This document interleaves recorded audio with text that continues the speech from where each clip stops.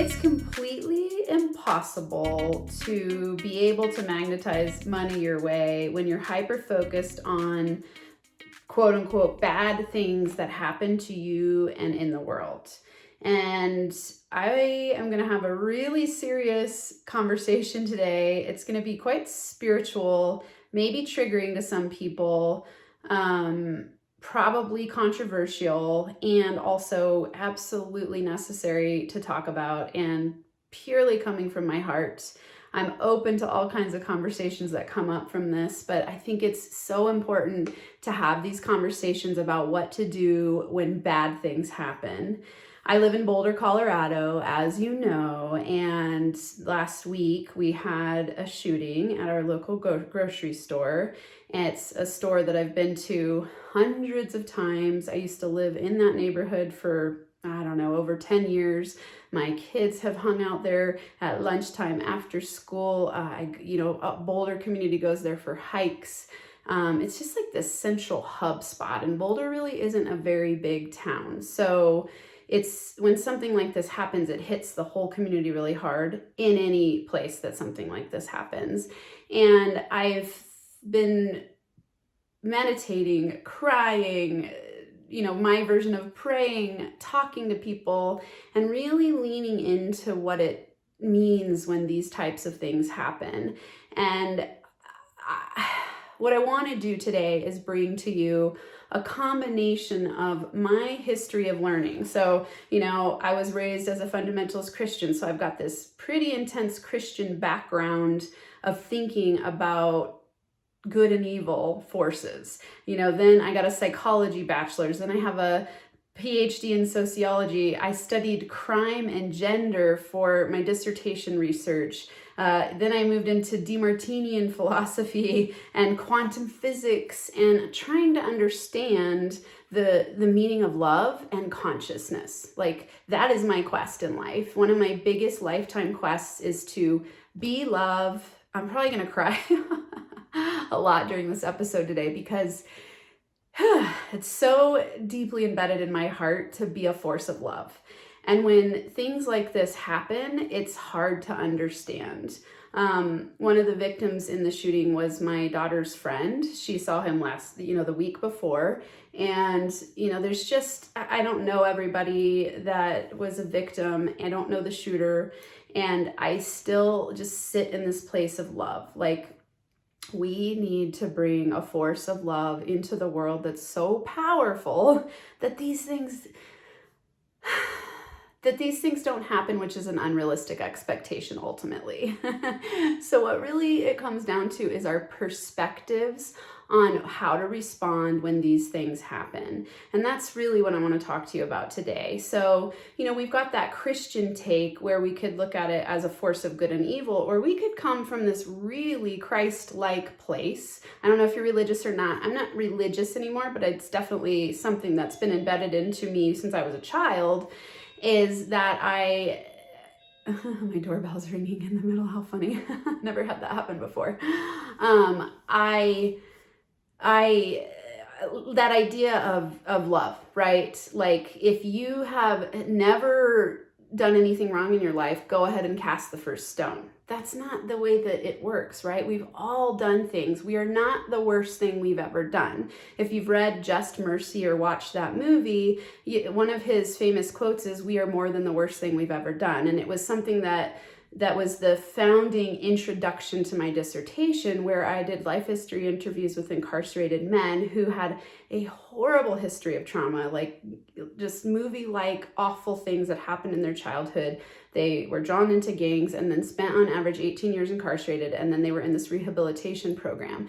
And I stepped into that research thinking I was gonna try to understand why men are so violent, because I wanted to understand violence against women and girls, which was a huge quest for me because it's things I've experienced in my past, things I see a lot of Native American women experiencing. They're one of the most marginalized populations and have really high rates of violence and crime, and just really the statistics are just startlingly sad. And so I thought, I want to step in and I want to understand why men are so violent. And what I came out to realize was that men are violent because there's a cycle of violence occurring, and they had themselves experienced a lot of trauma as kids.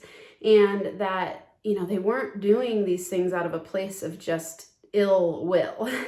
We, as a sociologist, I really look at the social context of how things happen from a macro system.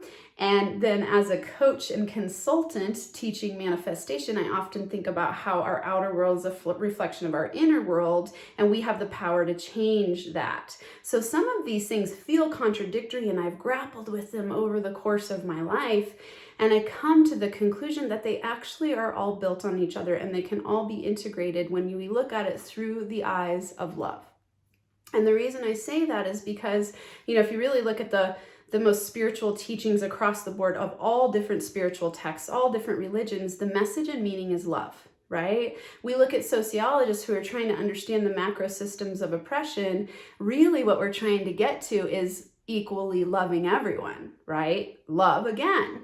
When we think about psychology and we're trying to understand why people do what they do and why their brain works the way that it works, what's the ultimate purpose there? We want to get along, we want to connect, we want to feel good in our bodies. As a behavioral scientist, one of the quests of behavioral science is often to optimize yourself. And why do we want to optimize ourselves? Because we want to feel good, and we want to do good, and we want to be good, and we want to have more that feels good to us. Ultimately we're animals, and we live by the pleasure-pain principle.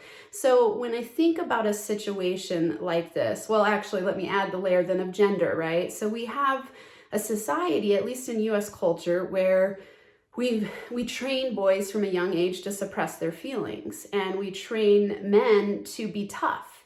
And things are changing somewhat, but one of the things that I discovered in my research was that, it was upwards of 90% of the men had experienced physical abuse, definitely emotional abuse, verbal abuse. So a good percentage of them, it's been a while since I did this research, so it was in the 60% range, had experienced sexual abuse. I mean, it was like intense levels of them being exposed to violence and trauma themselves. And when they shared their stories with me, they would cry and say, "Thank you so much for listening to my story and my history and my childhood, because I've never shared this with anyone." And I'm talking like, it changed my life. It changed me from the inside out and had me realize that everything I had been judging was wrong, and that my perceptions of the bad, if you're not watching this, I'm putting this bad in quotes, is a perception. And you have to take a step back and look at the bigger picture. Viktor Frankl talks about this in his book, Man's Search for Meaning. He encourages people, he has a really great quote, and it's pretty long, so I'm not gonna be able to quote it off the top of my head, but he talks about our ability to respond in the moment of crisis. So in those transitional moments, how do you respond instead of react? So when bad things happen, it is a call for you to slow down and to see how you can respond differently instead of react. Now, of course, we have like our animal automatic response of, for example, my daughter's friend who was a victim in the shooting, he reacted by being a hero in the situation and trying to help people get out of the store. I mean, that's like an animalistic response where we go into fight, flight, freeze. And that's awesome that he did that, because he probably saved lives. And that's something that's admirable and awesome. Now, when we're looking at an event that's something that happens that's bad afterwards, then we get to actually slow down and take the time to see how we are going to react to the situation. And in this is what might be somewhat controversial for you. I choose love. I look at the shooter and I go, I don't know what was going on in his life or in his mind, but clearly it wasn't something great. Clearly he had things going on that were not healthy, that were not sound, and that was his best solution at the time. And I know this because of the people that I've gotten to work with who, they did really atrocious things, and that later they didn't die, they got incarcerated, and over the years they started to understand how to do things differently because they got to be socialized in a different way after prison, of course. This prison socialization is pretty much just more violence. So I know this is controversial. My love goes out to the families of the victims, to the victims, to the shooter, to the shooter's families, to everybody involved, because it's a moment for all of us to ask ourselves how we can spread more love in the world, how we can be a light in the world, how we can shine our light, share our love, and respond with love. That's really what I think. And you don't have to agree with me, but my take on this comes from this place of how do we raise the frequency of the planet into a state of care and community, and seeing that we're all the same, and seeing that we're all one. You know, all of the violence that occurs in the world is because we try to distance ourselves from people who we think are bad or wrong, right? So we're placing a layer of projected judgment onto them and thinking, you are different from me and you're bad, and I'm different from you and I'm good. You're wrong, I'm right. You're bad, I'm good, which is a false belief, because in the ultimate spiritual sense, we're all the same. And we all come from the same source. Whatever that is to you, we all come from the same source. Even people who do perceptually bad things, right? And I look at them as a catalyst for love, right? Like, we think about what happened after this event where people were brought together in love. And you can see it as sad that this had to happen in order to have that happen. And that is true. Again, my heart goes out to the victims in the situation and their families. And I want to choose a place of love. And I want us to lean into how we can be a light in these moments. So those are the thoughts and feelings and beliefs that I have. And that's what's I choose to spread in the world. Everything I put into the world, I have a real playful company name, NFA No Fucking Around. And to me, it's also no fucking around love. It's like, I am not fucking around about raising consciousness of myself and the people around me, and choosing love as much as I possibly can. My greatest quest is to be a source of love for all things, right? And I want to heal through love. I want to help through love. I want to inspire through love. And of course, the money part is a fun game. Like, you get to be free as you earn money, and you can't make more money if you're in a place of hate. I mean, you can, that's not true. You can attract money your way in your business, even hating certain things, but you're not going to feel whole, and you're not going to enjoy the life that you're creating if you're living also in a place of hate. Because whatever, if there's some little part of you that's really hating a population of people, you have a block that's going to keep going. You might be able to make millions of dollars. Sure, people do it all the time. Money to me is just a magnifier of who you are. So maybe you're mega wealthy and you're a greedy asshole. Do that, be that. This conversation probably isn't one you're going to want to listen to anyway. If you're a person who's mega wealthy and you spread love, think about the power of that. So I want like a tribe of NFA badass people who are in the world making a ton of money, spreading love, raising the consciousness of the planet, loving themselves, shining their light, and being a gift to the planet, being a gift to the world, being a gift to their children, to their partners, to society at large. That's my inspiration. And so when things like this happen, I want to give you some steps that I go through in order to process, when those quote unquote bad things happen. I really work to balance out the perspective and go, what's the bigger picture that I can't see at this moment? Because I have my wimpy human brain that can't see the full divine picture.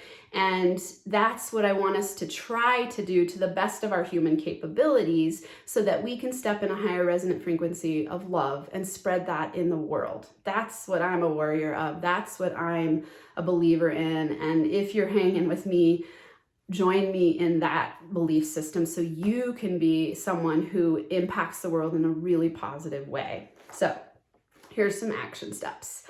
First, allow yourself to feel what you feel. Don't beat yourself up for how you feel. Let yourself cry. I've cried multiple times in the last few days and just felt what I felt and processed what I felt. I didn't suppress it. I'm not trying to hide it. It's just sit with it. It's okay to be sad. It's okay to be angry. It's okay to feel afraid. It's okay. All of these things that it brings up, it's okay. Lean into those feelings. Allow them to be felt. And that's your first step. So Allow yourself to feel what you feel. Then move to that next level and get curious about your reaction and make the response and respond consciously by asking these following questions. So remember, I was talking about Viktor Frankl, who, we're thinking about the difference between responding and reacting. Reacting is our animalistic automatic autopilot behavior. Respond is a conscious choice. Okay, so once you move through some of your feelings and you're allowing yourself to feel them and you're calming down and you're getting in a place of executive center instead of monkey mind that just wants to attack and kill and be angry and hurt and get revenge. That's animalistic, right? That's archaic and animalistic, and we don't want to be in that space. As consciousness raising people, we want to choose to respond. So when you respond to something, you got to slow down and you've got to sit with it and you've got to allow yourself to feel the way you feel, and then you take action in a direction, okay? So I want you to get curious about your reaction. Just notice it and just be like, wow, I feel really angry. I feel really upset. I feel hurt. I feel afraid. I feel threatened. I feel hopeless, disempowered, confused, frustrated, like all those things that these kind of events tend to bring up. And we could be talking about a big cataclysmic event. We could be talking about COVID. We could be talking about a fight with your partner. This is a good process to go through, a useful process to go through, no matter what the bad thing is. So get curious about your reaction and then choose to consciously respond by asking these three things. First, how can I see where I am just like the person I'm judging? Okay, so whoever you perceive as having initiated this quote unquote bad thing, how can you start to own some of the parts of what they are? Because we're all the same. I know this is probably one of the hardest things, and I know that I'm going to probably get some kickback here because people are like, are you crazy? I'm not a murderer, right? Where have you had murderous thoughts? Where have you been so helpless and confused that you wanted to take your own life? That's murder. Where have you, well, I don't know, I don't want to say that exactly, but that's taking a life, right? It's ending a life, okay? So where have you felt so hopeless that you didn't know what to do? I mean, I've been suicidal before. So, whatever was going on in the gunman's head, who knows, right? It could be hopelessness, scared, anger, frustration. I don't know exactly, but I would imagine those things were going on and that was his animalistic solution to it, right? So I want you to think, where have I made decisions and done things that felt out of control that could have ended a life? Maybe you've got drunk driven before. Maybe I could go on and on and on. Where have you been careless with your body? I could come up with a lot of examples, but I want you to start owning some of that so that you're not judging other people so harshly. So that question again is, how can I see where I am just like the person I'm judging? And just start to own some of that so that you're not judging so harshly other people, because when you blame other people, you lose your power to transform yourself and transform the situation. And when you only see it as a black and white thing, like they are like this and I am like this, it spreads more hate in the world. And we want to go like, oh, people are it's funny, like in sociology world, there's a lot of talk about equality and racism. So let's just use racism as an example. It's like the people that you're judging so harshly who are racist, you're judging them in a negative way. So you're just adding fuel to the fire instead of sending love and trying to understand and going, where and how am I just like this? You can change people's perspective a lot more easily by trying to get to a place of understanding the humanity inside of all of us instead of trying to continue the divide of hate and separation. So it's a powerful force, and I will say it's not easy to do, but when you do it, your life will absolutely change. A good book resource here is Byron Katie, Loving What Is. Awesome book. DeMartini's work, completely grounded in this. He teaches, I'm trained in his method, the DeMartini method, and it's about how balancing out your perspectives to see all sides and the divine synchronicity in every situation. So come hang out with me and talk to me if you want to know more about that. It completely changes your perception and your ability to love and see all things in a new light so that you can stop judging harshly. Carl Jung talks about how, I can't remember the quote exactly, but he says, the way you judge other people and how you react to what they're doing says more about you than them. So learn from how you're judging and start to change within.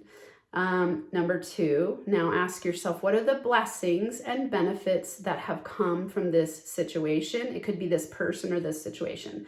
What are the blessings and benefits that have come from this situation? So you're going to start to balance out your perspective and go, in all things, there are both benefits and drawbacks. In all things, there are benefits and drawbacks. It's the equalizing force of the planet. It's a universal law. And it's hard to see when you're in it, especially if you're very directly affected by the situation. It can be hard to see, but I promise you in the years to come, if you do the work to see that, and you can do this in the moment, or you can let it affect you negatively for years. I've learned to do these things quickly in a way that allows me to experience the feelings I'm feeling and then see the perceptions shift and then help the people in the situation by sending love, because I'm no longer hypercharged by it. When we're in a state of hypercharge in a negative way, we can't help anyone else because we're consumed by our negative thoughts. And that sends negativity out, which is not helpful to lift and transform the situation. And then number 3, how can I send love to the people and or situation? So how can I send love to the people or situation? So I'm going to recap these real quick. So what to do when bad things happen. You first allow yourself to feel what you feel. Then you get curious about your reaction. Just notice it, label it, and then choose to consciously respond by asking these 3 questions. How can I see where I am just like the person I'm judging? What are the benefits? What are the blessings and benefits that have come from the situation? And 3, how can I send love to the people and or the situation? If you do this, you will completely transform your inner world, and you will be able to send love to the people around you, and you will be able to be a guiding light and a strength and a rock in the situation, instead of someone who contributes to the negativity and spins out of control and has it running your life and your everything in a really negative way. So that's what I wanted to bring to you today. I am sending all of you so much love and light.